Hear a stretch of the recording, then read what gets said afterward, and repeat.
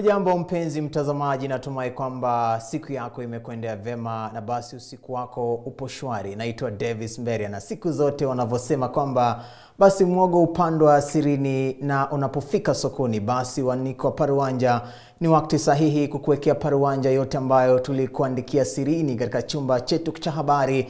Naitwa Davis Mberia na pia unaweza tufuatizia katika mitandao yetu ya kijamii @Mwanzo TV @Davis Mberia. Tupia maoni yako kuhusiana na taarifa zetu nami nitakuwa nayasoma katika taarifa hizi za hii leo usiku. Tukianza moja kwa moja tuanzie nchini Kenya, kwani mwili wa aliyekuwa waziri wa elimu nchini Kenya Professa George Magoha hii leo umeweza kuzuru maeneo alikosoma na pia alikowahi fanya kazi. Waliokuwa karibu na Magoha wamemtaja kama mtu aliyependa kuwa na ubora kazini na kuzingatia umakini.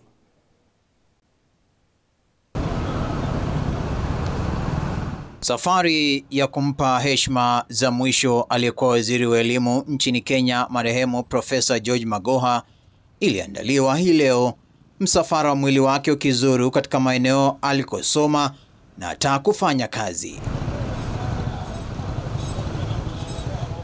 Msafara huu ulianzia katika chumba cha hifadhi cha Lee, ukafululiza hadi hospitali ya kitaifa ya Kenyatta, baraza la madaktari nchini, tume ya mitihani nchini Kenya, shule ya msingi ya St. George's, shule ya upili ya wasichana State House, chuo kikuu cha Nairobi na hatimaye katika shule ya upili ya Starehe Boys Center. Wanabendi wa shule ya Starehe Boys na Girls wakipromosha nyimbo katika msafara huu, ndugu, familia na marafiki wakimtaja marehemu Magoha kama mtu wa kupigiwa mfano katika utendakazi wake. A person who did his work with zeal, interest, dedication, honesty and integrity. I have three things in common with George, Prof. Magoha. I came to Starehe when he had just left. His younger brother, late, who just passed on, was a class ahead of me. I first met George. We have three things in common: Starehe and Nigeria, because I met him in Nigeria in 1984 when I went to work there with Africa, where I was for 21 years. We also married to Nigerians. He married to a Nigerian. I'm also married to a Nigerian. Mchango wake haukuwa tu katika elimu ya nchini, bali pia katika maendeleo ya shule ya upili ya Starehe Boys alikosoma.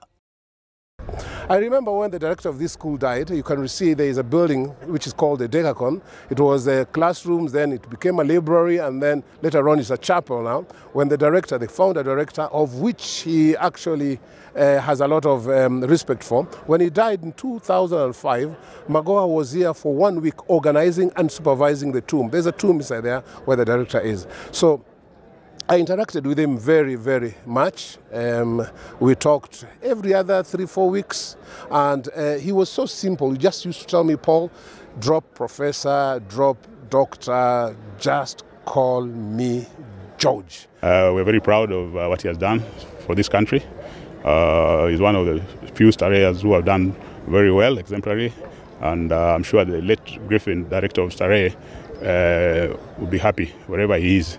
The achievement George has done, and obviously in this country he's well known for what he has done. Anything he touched, he did very well. I think he picks that from advice from our late director Griffin, which tells us if you're given a cup to clean it as if it's never been cleaned before. Magoha alihudumu kama naibu chancellor wa chuo kikuu cha Nairobi kati ya mwaka 2005 hadi 2015. Kando na kuwa naibu chancellor, Professa Magoha alihudumu kama mhadhiri katika upasuaji katika kitengo cha utabibu chuoni humo. Everything that he touched from the time we know him, remember he was a surgeon, everything that he touched was successful. and the public domain know him as an exceptional administrator at the University of Nairobi. When university students were striking every other time, Magoha was there for 2 terms, and he was the first vice chancellor of the Nairobi University who was recruited professionally and out in the competition. He was not appointed. So when he went there, he actually built a tower, university tower, without raising funds, without actually asking for donors. So he just raised funds from the university coffers and he built it. When he left there, he went to Kenya National Examination Council, where there was a lot of cheating. Students cheat, and teachers and different people cheating the examinations, and he streamlined everything there. From there, he was appointed as the Minister of Education, and he did a fantastic job. Well, George, I think, Prof, as we call him, he had many sides, I think. Yeah, he had the official sides, which I think, like you say, Surya Kazi. But also he was very soft and nice guy, I mean, very kind, as you have heard from other people. And of course, we must have heard also he was a musician at some stage. So obviously you cannot, the two are two different parts. Very few people knew about that part of him. He was strict, like I said, and also stricter for time. So I'm told he used to start, his meetings at 6 in the morning. And he worked very hard, and I think he didn't play much. I think, but he achieved a lot. Mnamo Machi mosi 2019, Rais mstaafu Uhuru Kenyatta alimteua kuwa waziri wa elimu.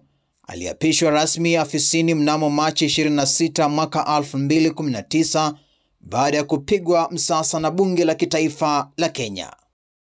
Professa Magoha alichukua usukani kutoka kwake Amina Mohamed, ambaye alihamishwa hadi wizara ya michezo nchini Kenya. Well, Magoha is humorous, and what he used to say is that yeye ni sura mbaya, uso yake ni mbaya, but what comes from him is gold. I think that was one great thing that he taught us, that it doesn't matter how you look, but what matters is how you work and how you relate to people. Miezi minne baada ya kuondoka serikalini, Professa Magoha aliajiriwa na chuo kikuu cha Maseno kama mhadhiri wa taaluma ya upasuaji katika kitengo cha utabibu.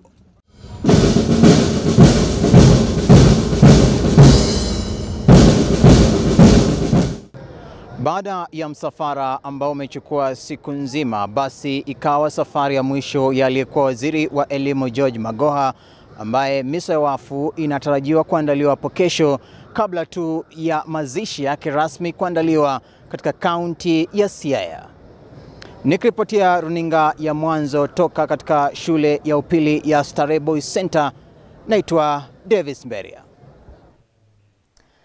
Tukisalia nchini Kenya ni kwamba wakwe za aliyekuwa waziri wa elimu nchini Kenya marehemu Profesa George Magoha wamefanyia mwili wa marehemu tambiko hii leo, kabla, wakati na hata baada ya msafara ulioanzia katika hifadhi ya maiti ya Lee na kutamatikia katika shule ya upili ya Starehe Boys Center jijini Nairobi alikosoma marehemu Profesa George Magoha. Kulingana nao, tambiko hili linafanywa tu kwa ajili tu ya kuzuia mizimu kuandama walio hai.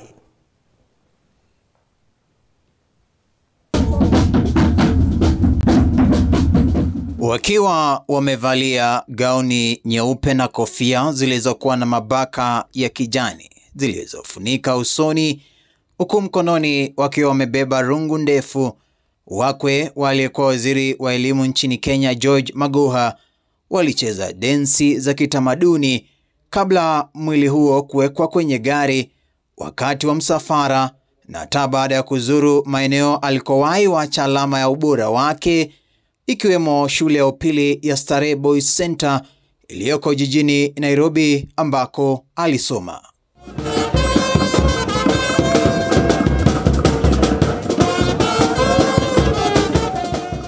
Tamaduni hii inadaiwa kufanyiwa wafu nchini Nigeria ili waondoe kinyongo chochote ambacho marehemu alikuwa nacho dhidi ya watu walio hai, haswa familia yake.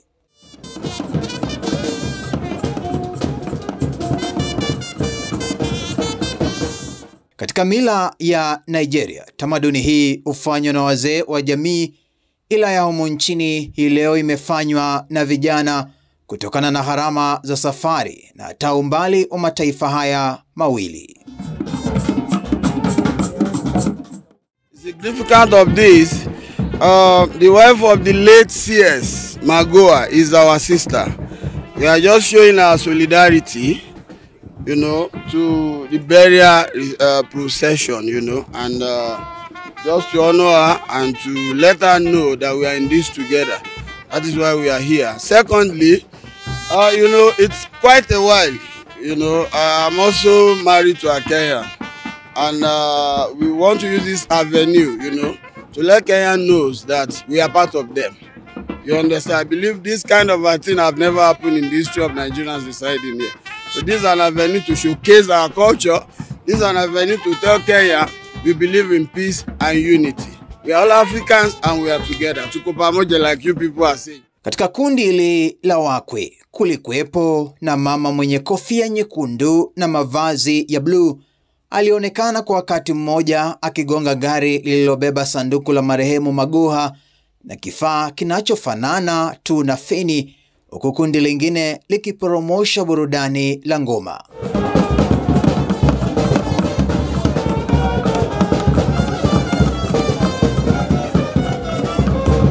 Mkewe Barbara nchini Nigeria, akiwa mwanafunzi wa taaluma ya udaktari katika chuo kikuu cha Lagos.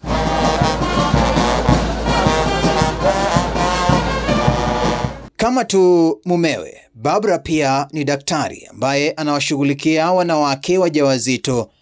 Wawili hao walifunga ndoa mwaka 1982 na wamefanikiwa kumpata mtoto mmoja tu wa kiume kwa jina Michael. Kama tu wanawake wengi kutoka magharibi mwa bara Afrika, mkewe marehemu Magoha, Barbara ni mpenda mitindo.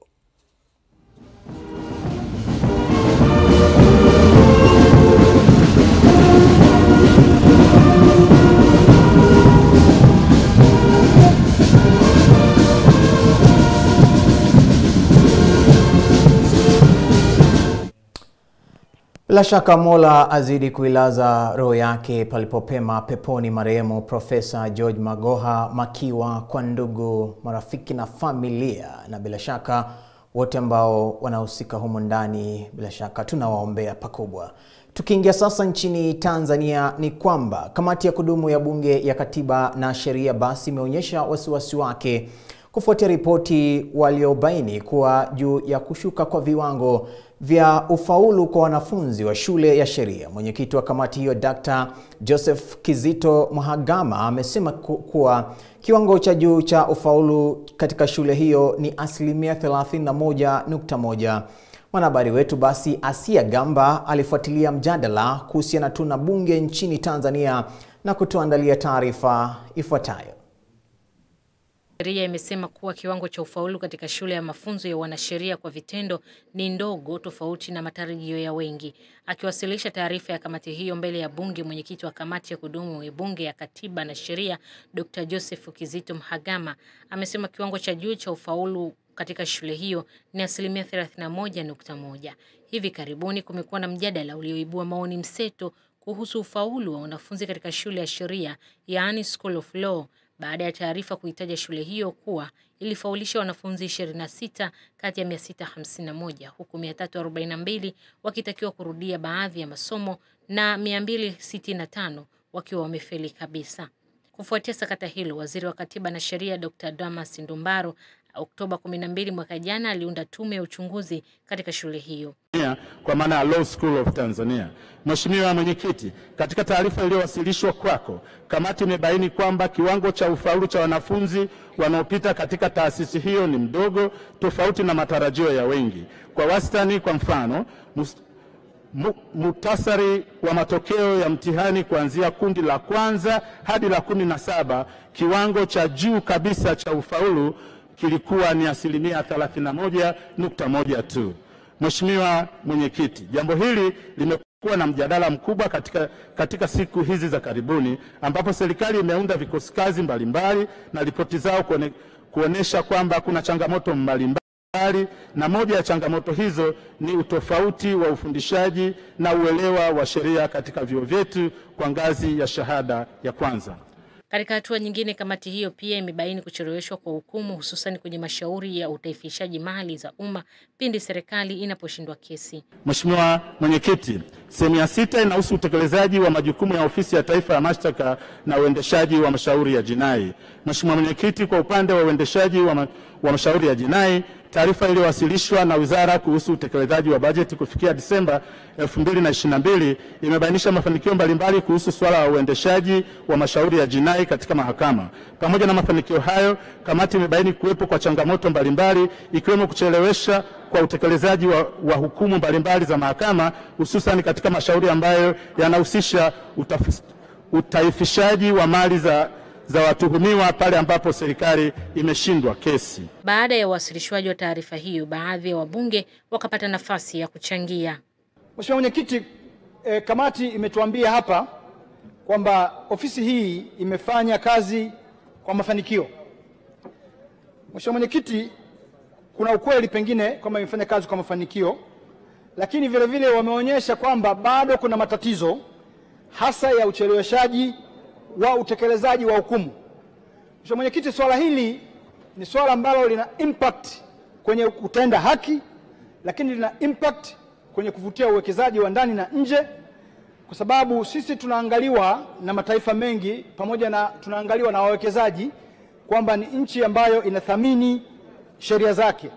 Sasa hukumu inapotoka na inapokuwa DPP ameshindwa kesi, ni swala la governance kwamba hukumu hiyo itatekelezwa. Lakini Mheshimiwa Mwenyekiti, niende mbali zaidi, hatuwezi kufumbia macho swala kwamba ofisi hii ya DPP imekuwa na sintofahamu nyingi kubwa katika utekelezaji wa majukumu yake, na jambo hili limeongewa na Mheshimiwa Rais mwenyewe, na amekwenda mbali zaidi akaunda tume ya jinai ili iweze kwenda kuangalia haki jinai. Asia Gamba, Mwanzo TV. Tukirudi sasa nchini Kenya, ni kwamba jopo lililokuwa linamchunguza jaji wa mahakama kuu Said Chitembwe limependekeza kusimamishwa kazi, kwani alipatikana na hatia ya kukiuka sheria katika mashtaka yaliyokuwa yanamkumba huyo. Basi hayo yalikuwa pendekezo hilo liliweza kutolewa na jopo hilo ambalo lilikuwa linamchunguza jaji Chitembwe kutokana tu na matumizi mabaya ya afisi na kuweza kuhusika katika ufisadi. Jaji wa mahakama kuu nchini Kenya Said Chitembwe sasa ana siku 10 kuwasilisha pingamizi lake dhidi ya kusimamishwa kazi. Hii inajiri baada ya jopo lililokuwa linamchunguza jaji Chitembwe kupendekeza asimamishwe kazi, kwani alipatikana na hatia kukiuka sheria ya mashtaka yanayomwandama. Katiba inaruhusu jaji ambaye amependekezwa kuondolewa kupinga maamuzi hayo ya jopo la mahakama ya upeo, na iwapo atakosa basi rais atatekeleza pendekezo la jopo la uchunguzi kwa kumwondoa ama kuliondoa jina lake katika orodha ya majaji nchini.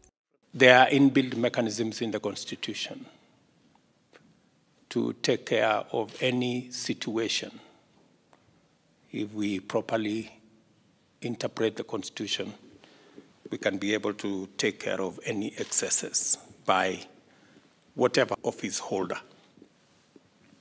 And therefore, for us to be a country built on the firm foundation of the rule of law, we must always keep to that narrow path of the rule of law and avoid extra constitutional, extra legal means of dealing with one another. Jopo la uchunguzi ambalo liliteuliwa na aliyekuwa Rais Uhuru Kenyatta Mei 2022 katika ripoti yake yenye kurasa 262 ilisema kuwa jaji Chitembwe alionyesha kukosa maadili katika utendakazi wake kama jaji, akikiuka kipengee cha 73 cha sheria. The second point we found is that these facts and circumstances and the failure to disclose the same to the Chief Justice, colleague judges, and the parties to the consolidated petitions amounted to breach of Articles 10, 75, and 232 of the Constitution and Regulations 9, 19, 20, and 21 of the Judicial Service Code of Conduct and Ethics, Regulations 2020 by the Judge.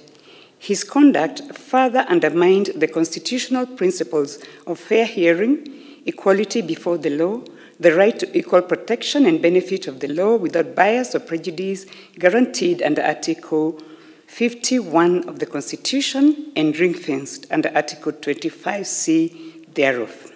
Baadhi ya sababu ambazo zinaweza sababisha jaji wa mahakama kuu kuondolewa ni kukosa kufanya kazi kutokana na hali mbaya ya afya kiakili na kimwili, kwenda kinyume na maadili ya majaji, kutangazwa kukosa mali, kushindwa kuafikia kiwango cha ubora kazini na kukosa heshima kazini.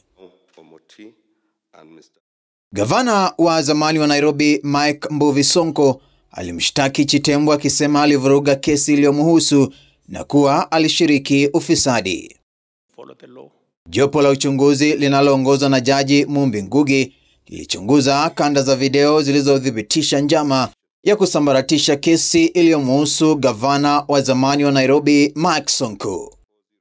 On allegation 1 and 6 in their list of allegations, the tribunal finds that the judge knew Honorable Sonko, had a relationship with him through marriage, and had ongoing dealings with him over the sale of title number Kwale Galu Kinondo 779 during the pendency of the consolidated petitions, which facts presented reasonable circumstances for the judge to disclose the same to the Honorable Chief Justice, colleague judges on the bench, and parties in the consolidated petitions, and to recuse himself from sitting on the consolidated petitions. I should mention here, Your Excellency, that the consolidated petitions related to the impeachment of Honorable Sonko as governor of Nairobi County. Kadhalika, watu wengine wawili walikuwa wamewasilisha maombi ya kutaka jaji huyo Chitembwe aondolewe afisini, mmoja wao akimhusisha Chitembwe na rushwa na matumizi mabaya ya afisi. Tukisalia nchini Kenya ni kwamba watu watatu wakiwemo mwalimu wa shule ya msingi wameweza kufikishwa katika mahakama ya Thika nchini Kenya kwa tuhuma za kuwanajisi wasichana walio kati ya umri wa miaka 8 na 13. Na bila shaka Dennis Nyogoto Ongeri, mwalimu katika shule ya Green Goshene, Joseph Angatia Mapuho na Stephen Manoti Abwoge walikana mashtaka dhidi yao mbele ya hakimu Stella Atambo katika mahakama ya Thika. Nyagoto anadaiwa kumnajisi msichana huyo mwenye umri wa miaka 13 mjini Thika kati ya Julai mosi 2022 na Februari 2, 2023. Mapuho naye anadaiwa kumnajisi msichana mwenye umri wa miaka 8 eneo la Gwakairo Januari 25, 2023, ku Obwoge naye akidaiwa kumnajisi msichana mwenye umri wa miaka 13 Januari 30, 2023 eneo la Muthara. Watatu hao basi watazuiliwa korokoroni kwa siku 14 zaidi, huku hakimu Stella Tambo akitarajiwa kutoa hukumu yake Februari 20 mwaka huu. Na hiyo report pia iko na victim impact statement. Mr. Dennis, umeelewa? Tarehe 20 mwezi huu wa Februari ishwa hapa kotini, court number 2, ili koti iangalie report ya probation officer kabla ya bond ama cash cure.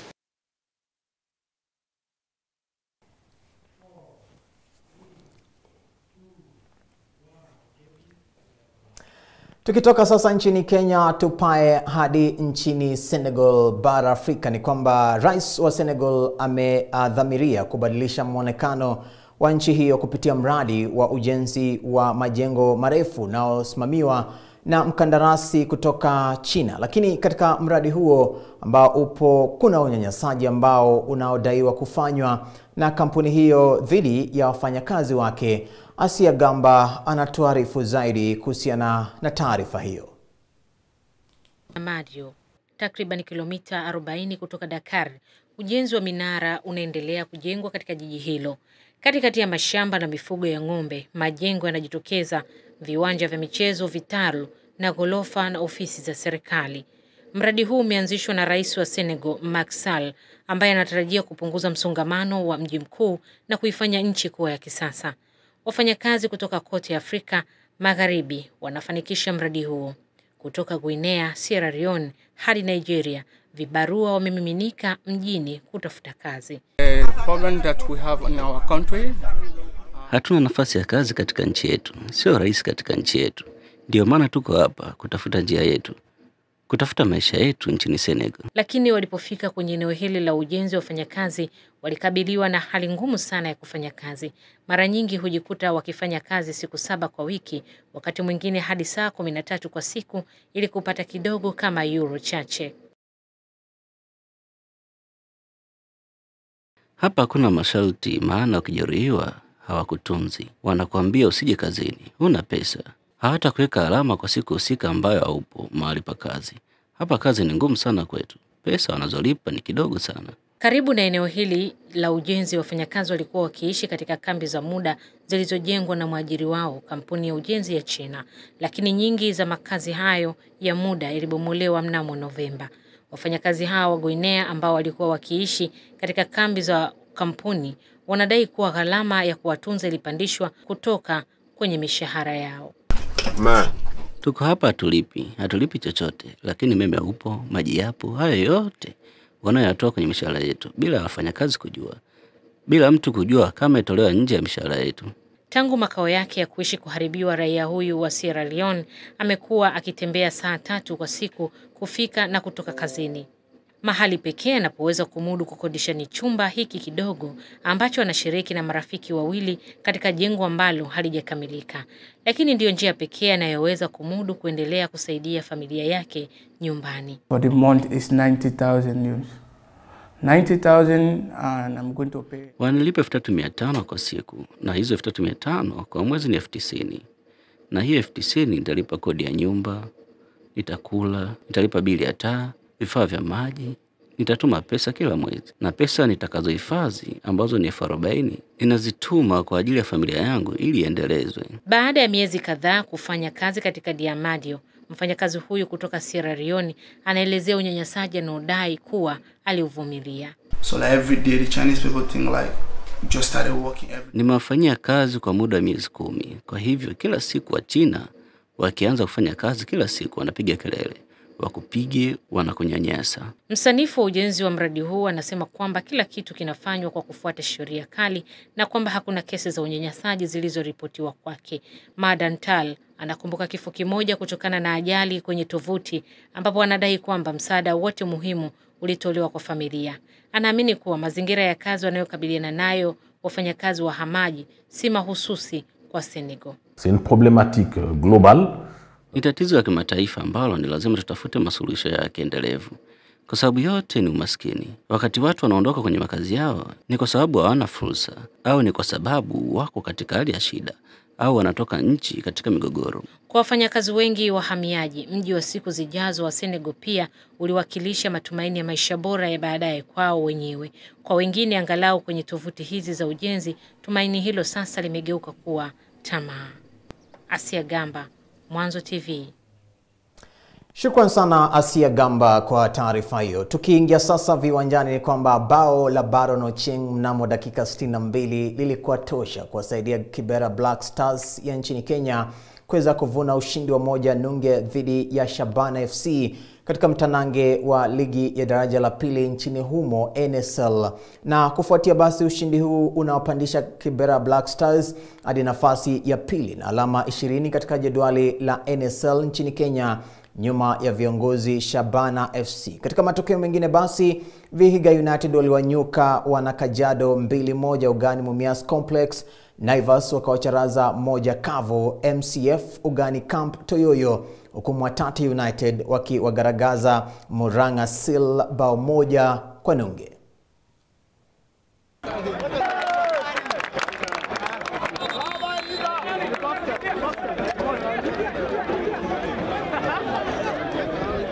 Everybody was looking upon this win. Not even the club members, even people from outside. All over, I think all over Kenya, the guys who were following the NSL, they were watching this game through Facebook, Twitter, and some even came physically to watch the game. But all in all, everything have been positive to our side. Though ijakuwa ni game ya chances kwa wingi, but ijakuwa game mbaya. Ground pia nayo imekuwa ni opponent, ijakuwa na ground nzuri. But tumejitahidi, ukiangalia tumelose 1-0, but ukiangalia si ati ni chance ilikreatiwa, mtu alikuwa analeta cross, but mbaya, so imehappen hivyo.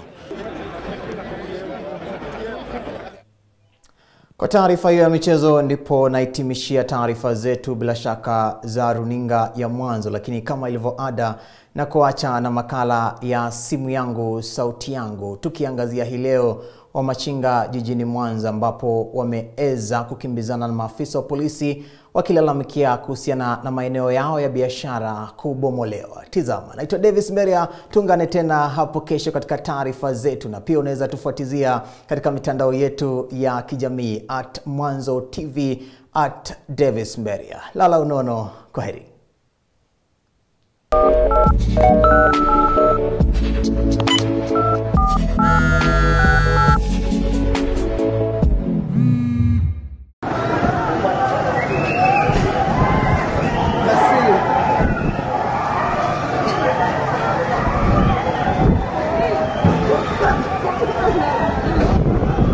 Sawa, wanataka kupigwa kwa.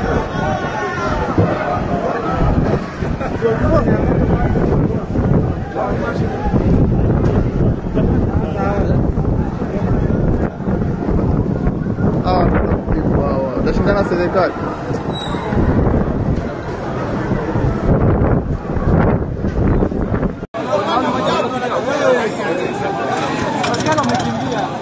Askari wamekimbia.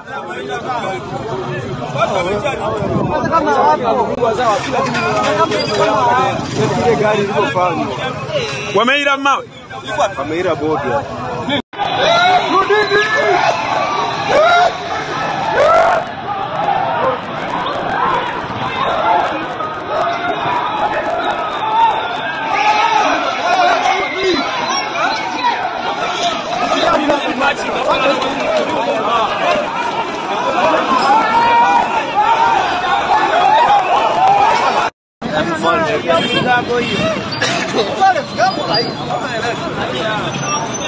Wale ni raia. Hapo watoto wakoma wanapiga mali. Hao ndio wanaopiga mali. Watoto wakoma. Hao madogo naona wanasogea karibu hao. Wanacheza na duka. Hayo madogo ya chokora haya. Yanacheza na duka. Ambaye hajafunga anapitiwa.